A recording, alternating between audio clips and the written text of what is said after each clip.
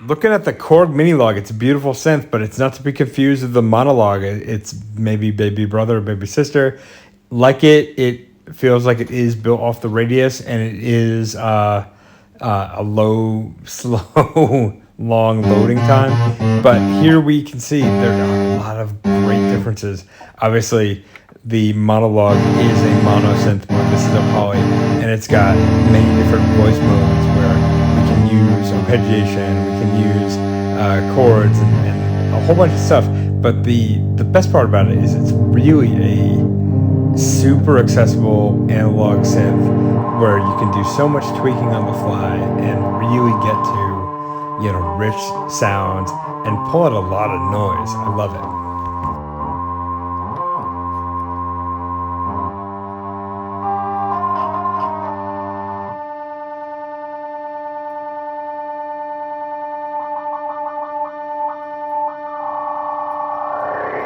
I collect synthesizers, so I don't really care too much about buying redundant equipment, but I was a little worried that the presets on the Monologue and the Minilogue would be very similar. Amazingly, they're not. They're wildly different, although all real, rough, cool, analog sounds that, we're not going to get from a Rompler. So a big departure from an 01 or even a Triton, but this is a wonderful synth that is a truly good accompaniment or secondary partner to something like a monologue.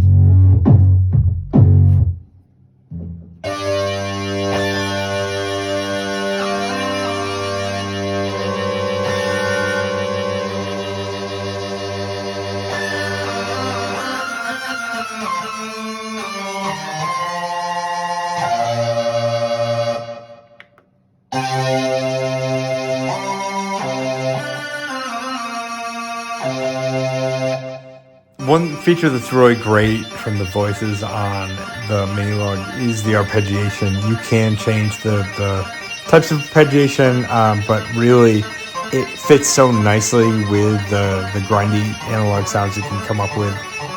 There's so much you can do with arpeggiation and some of these other voice modes that really make the Minilogue, a super versatile synth, not just being an analog engine to make cool sounds, but really something where you can have a lot of fun with it and be a little bit more, kind of in the mode of creation.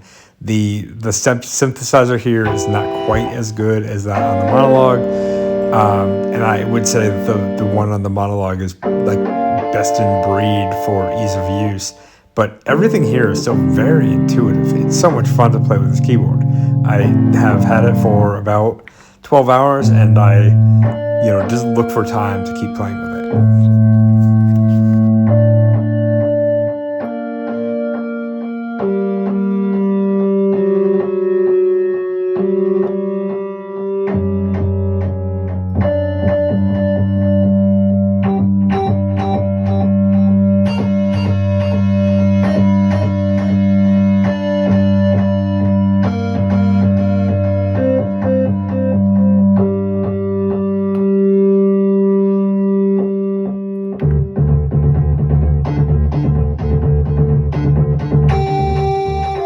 So here you can see like there's a clear break when somebody wants to perform over their step sequence, they can do that, and it's quite intuitive and simple, but also like really fun because you can really get in the moment. And if you're jamming out with people, I think you'd want to be able to have that opportunity to have the step sequence running in the background, but also be able to kind of override it a little bit. So I think that's a great feature.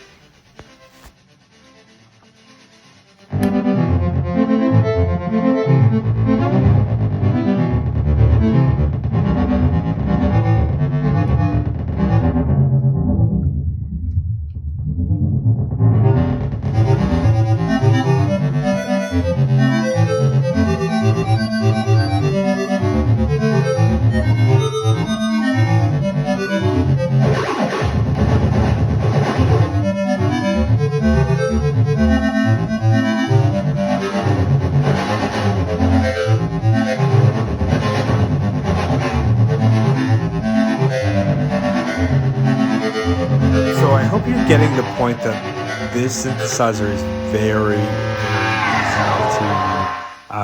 to alter the sounds on. But what I'm not showing you is the fact that you can edit sounds and save your own patches and really have a lot of creative control over how your Minilogue sounds, and that's amazing, right? And not to say that other keyboards can do that. That's kind of everything we expect as sound creators these days. But I think the ease of use that Korg has put into this product versus many of the other products, and I love Korg, over the years, like this one feels like it is just made for people like me that don't want to mess around with loads of menus and loads of options. Just want to get to work, want to have fun, and want to really make cool sounds to make cool music.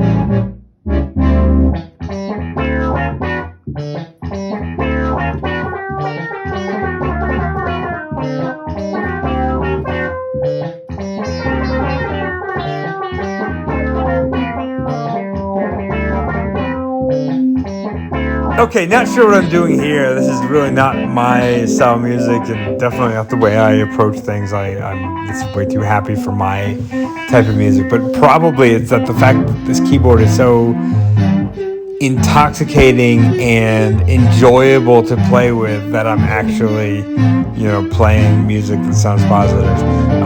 Hate me for it or don't. But, really, this synthesizer, this keyboard, it's a gateway drug to amazing synthesis. If I had this as my first keyboard, 30 years ago when I was playing with the Casio CGs and Korg Poly 800s, I think I would have always thought this was the best thing ever. It is analog, but it's also simple, and the sounds that are created here are a real kind of like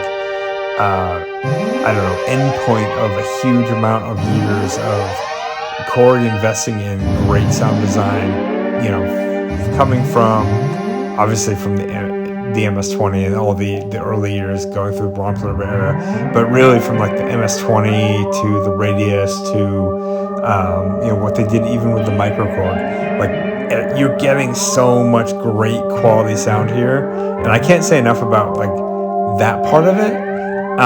There's some faults that I will call out, but I'll call them out later.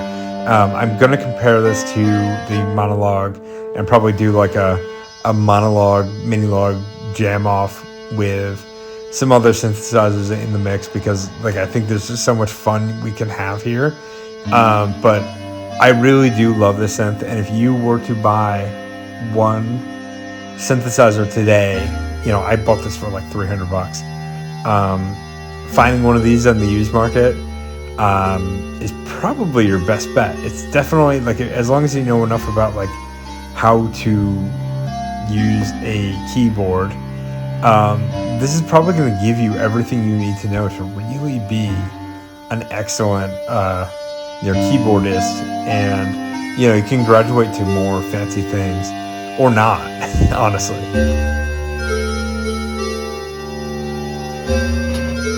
so I hope this was interesting. Please do like and subscribe. I am going to be clearly using this keyboard in many more videos to come.